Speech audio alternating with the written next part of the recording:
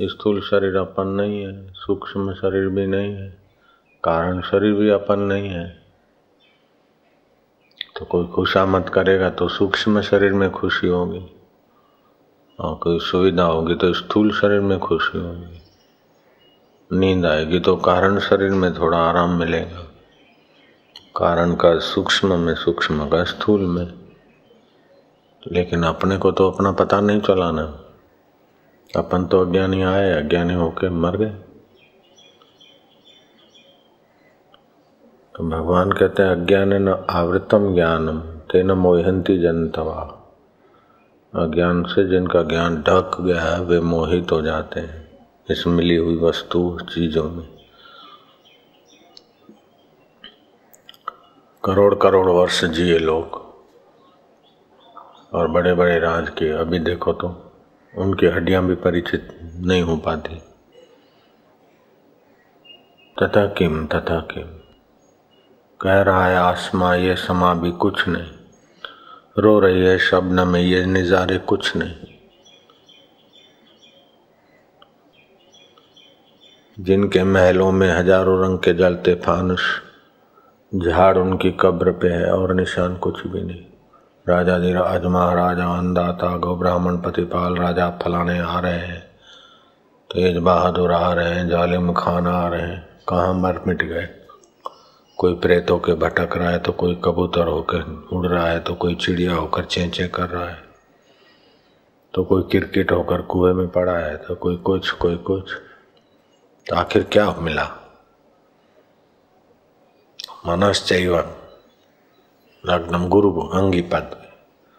गुरु तत्व के गुरु प्रसाद में अगर मन नहीं लगा तो राज्य मिला तो क्या हो गया, धन मिल गया तो क्या हो गया, चारों तरफ वाहवाही मिल गई तो क्या हो गया, और बेवकूफ बन गए। मेरी वाहवाही है, मेरा नाम है, आप शरीर का नाम है बोले मेरा नाम है, नाम का नाम हो रहा है बोले मेरा नाम हो रहा है, तो और मूर्खता बढ़ी। और क्या हुआ?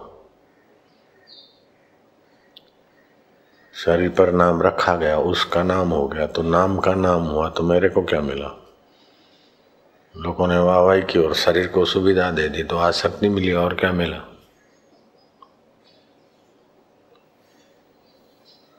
चाहे कुछ भी मिल जाए, इतना नाम हो जाए, इतनी सुविधा मिल जाए, फिर भी असली मांग, असली प्यास नहीं मिटती है। भगवान की कृपा है। प्रसिद्ध लोग भी सुख चाहते, इतना नाम होने के बाद भी आनंद चाहते, सुख चाहते। तो वाहवाही के सुख से भी कोई सच्चा सुख है, सुविधा के सुख से भी कोई ऊंचा सुख है जिसकी मांग बनी रहती। तो वाहवाही के सुख से, सुविधा के सुख से, धन के सुख से, स्वर्ग के सुख से भी कोई ऊंचा सुख है, वह है गुरु तत्व का, गुरु प्रसाद का।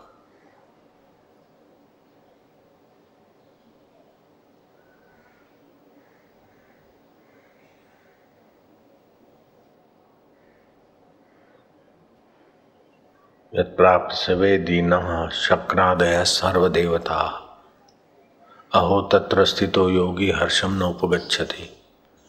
जिसको पाए बिना शक्र आदि इंद्र के आगे तो धरती का वैभव कोई माना ही नहीं रखता।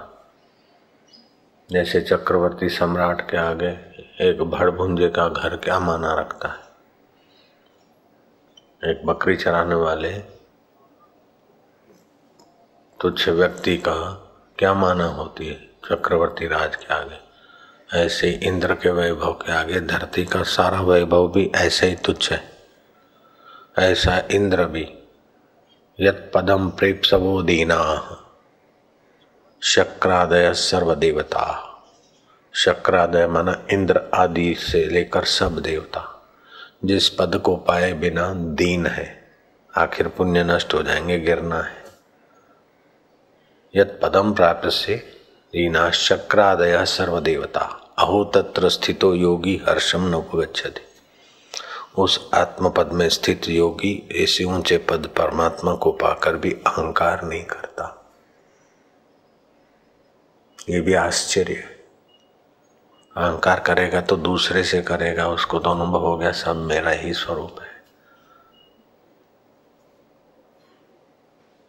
उसको ईश्वर और अपने बीच का भेद नहीं रहता। फिर सच्चिदानंद ब्रह्म और अपने बीच भेद की दीवारें उसकी चली जाती गुरु कृपा से, गुरु प्रसाद से।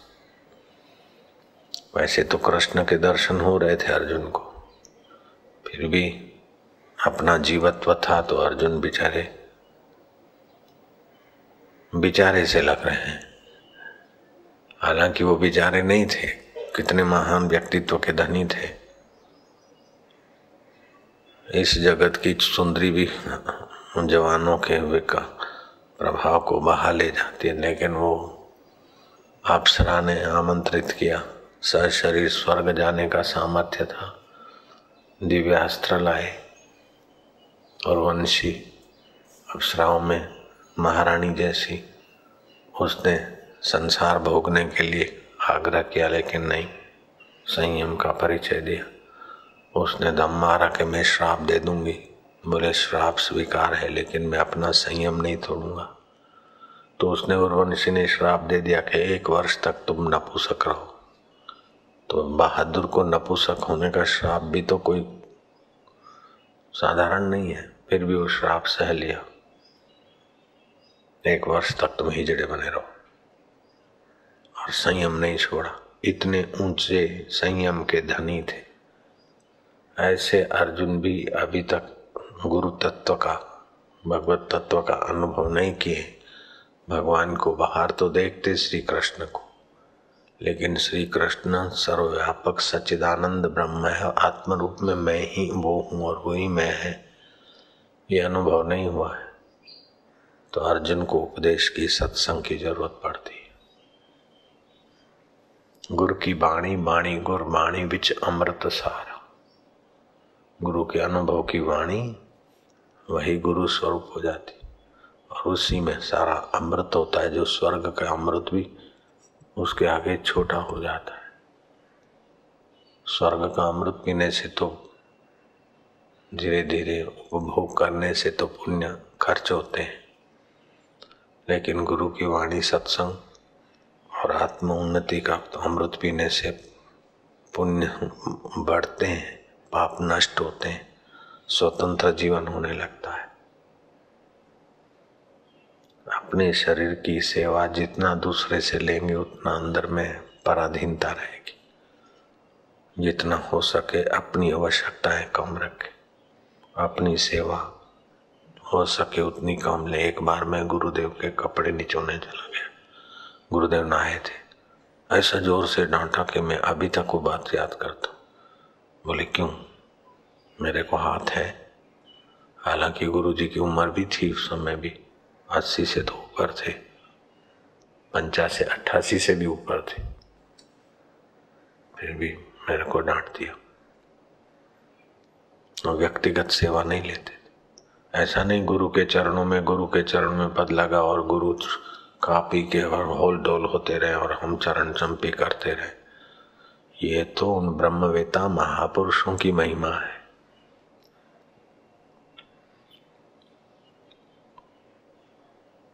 चौबाओं को गुरु नहीं कहा, विलासियों को, और मोटे ताजे पड़े रहे चलो हम गुरु हैं।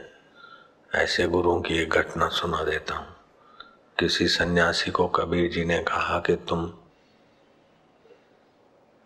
इस किसान के यहाँ रहते हो, सुविधा तो मिलती है, लेकिन अंतर यात्रा भजन। बोले तुमको क्या पता, तुम तो सफेद कपड़े वाले हो, हम सन्यासी हैं। सेवा करना सेवक का कर्तव्य है, हमारा सेवा लेना अधिकार है, हम गुरु हैं। कबीर ने कहा ये तो ठीक है, आप गुरु बन बैठे हैं, लेकिन गुरु तत्व को, परमेश्वर को जानने के लिए आपको भी साधन भजन में सूक्ष्मतर सूक्ष्मतम अपने मैं को उस ईश्वर में मिलाना की यात्रा करनी पड़ेगी, तभी शिष्य का भी भला होगा, आपका भी भला होगा। बोले ज्यादा बात मत कर, सफेद कपड़े वाला जुल्हा कहीं का, हम सन्यासी हैं। कबीर जी चुप करके चले गए। कुछ वर्षों के बाद कबीर जी गए उस किसान के यहाँ। बोले वो यहाँ सन्यासी तुम्हारे गुरु जी रहते थे, एकांत में खाए मस्ती से खा पी के अपना पैर चंपी करवाते रहते हैं। कहाँ गए? बोले हो तो मर गए। कबीर जी ने ध्यान लगा कर देखा तो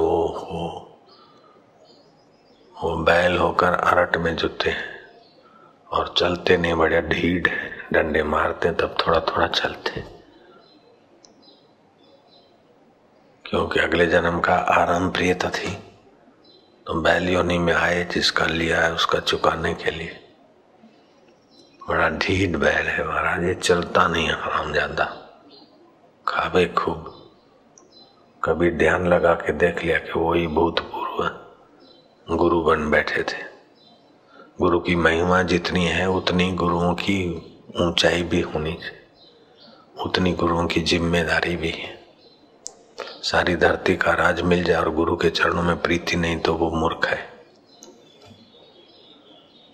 चारों तरफ यश है, चमर डुलाने वाले लोग हैं, और आप जरा सा बोलते और विश्व के लोग आपको सुनते मानते हैं, लेकिन आपका गुरु तत्व में, गुरु के चरणों में प्रीति नहीं तो आखिर आपने क्या पाया?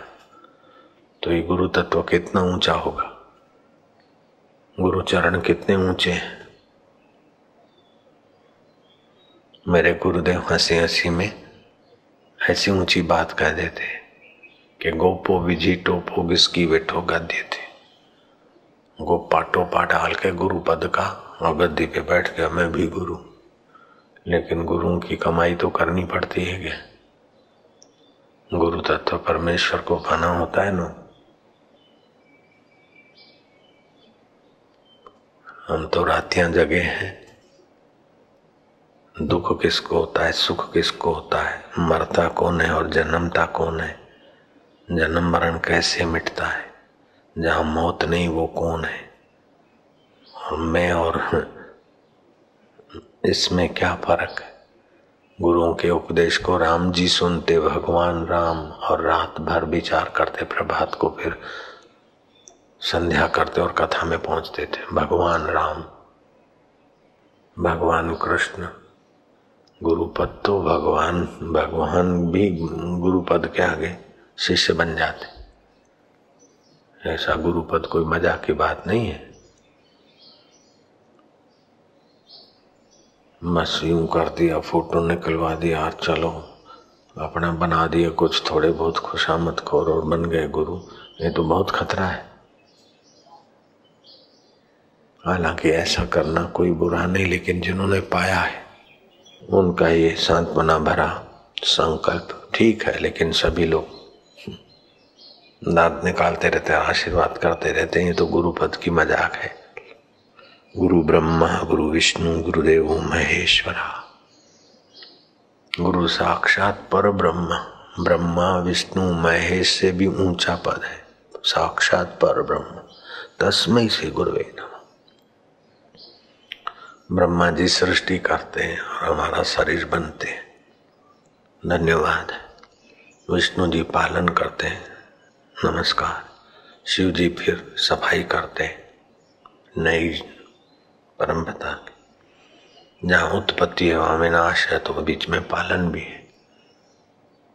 तो उत्पत्ति हमारे अंदर सत्संस्कारों की करते हैं, पालन करते हैं, और हल्के संस्कारों का शमन करते हैं, तो गुरु ब्रह्मा के बराबर है। ब्रह्मा जी ने तो बाहर का शरीर दिया और गुरु ने हमारे को अंतःकरण में ज्ञान का वपू दिया। विष्णु जी बाहर के शरीर का पालन करते, लेकिन गुरु जी हमारे ज्ञान को पुष्ट करते, हमारे मैं को, हमारे शरीर को ब्रह्ममय उपदेश दे के पुष्ट करते। शिव जी तो बाहर के कचरे शरीर को मार करने की परंपरा में, लेकिन गुरु जी तो जन्म जन्मांतर के संस्कारों की सफाई करके हमें शुद्ध स्वरूप में जगाते। तो ब्रह्मा विष्णु महेश की नाई हमारे अंदर इतना परिवर्तन करते हैं, फिर भी रुकते नहीं, वो अपने स्वरूप का दान दे देते हैं। जो मैं हूँ वो तू ही है, जो श्री। तो ईश्वर अथवा ब्रह्म परमात्मा से अपने को अभिन्न अनुभव करना, ये गुरु तत्व है। तो कहाँ तो अनंत ब्रह्मांड नायक परमेश्वर, और कहाँ एक हाड़ मास के शरीर में रहने वाला चेतन। लेकिन वो शरीर मैं हूं ये भ्रांति मिटते ही अनंत ब्रह्मांड नायक के साथ एक करा देते हैं गुरुदेव। तो गुरु साक्षात परा ब्रह्म तस्मै श्री गुरुवे नमः, ऐसे गुरुदेव को मेरा नमन है।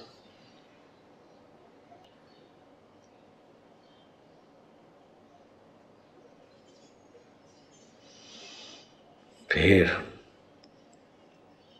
देखा कि ढीठ बैल है लेकिन कोई साधारण नहीं है, अगले जन्म के गुरु पद पे आरूढ़ हुए हैं सन्यासी जी।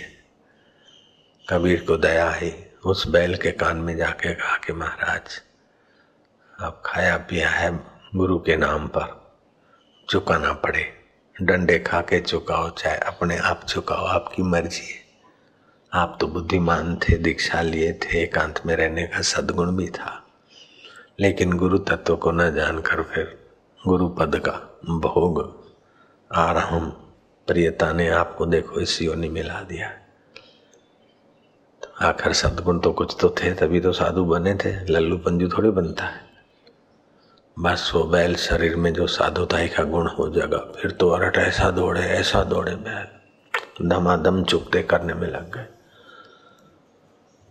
कबीर तो चले गए, किसान 3 बैल दूसरे ले गए, बोले महाराज अनारो भी कान फूंकी दो, इसका भी कान फूंक दो। वो ढीठ बैल इतना चल रहे तो इसका कान फूंक लो। बोले ये तो जन्मजात बैल है, वो तो गलती से बैल योनि में आ गए कर्मों के बंधन से। बैल बने हल में जुते, दे गाड़ी में दीन।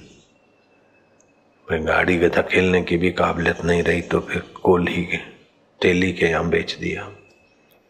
तेली के कोल्हू बने, फिर कसाई गर्दीन।